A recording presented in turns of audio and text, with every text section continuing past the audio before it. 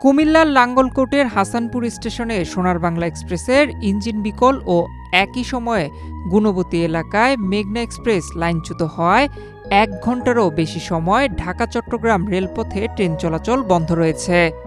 Laksam junction station master Omar Faruk বিষয়টি নিশ্চিত করে বলেন, ১ ঘণ্টারও বেশি সময় চট্টগ্রামের সাথে সারা দেশের রেল যোগাযোগ বন্ধ রয়েছে। যে কোনো একটি লাইন সচল হলেই যোগাযোগ পুনরায় শুরু হবে। লাঙ্গলকোট স্টেশন মাস্টার জামাল উদ্দিন জানান, চট্টগ্রাম থেকে ঢাকাগামী সোনার বাংলা এক্সপ্রেস গুণবতী স্টেশন অতিক্রম করে হাসানপুর স্টেশনের অদূরে ইঞ্জিন বিকল হয়ে আপলাইনে আটকা পড়ে।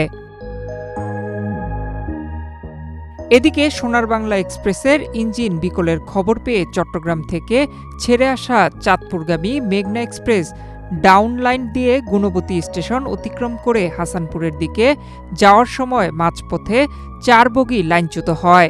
এতে ২ লাইনেই ট্রেন আটকা পড়ায় ঢাকা-চট্টগ্রাম রেলপথে ট্রেন চলাচল সম্পূর্ণ বন্ধ রয়েছে।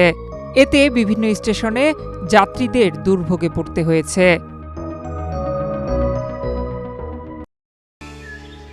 জায়গা কেনার পর কোনোদিন ভাবিনি বাড়ি দেখে যেতে পারবো।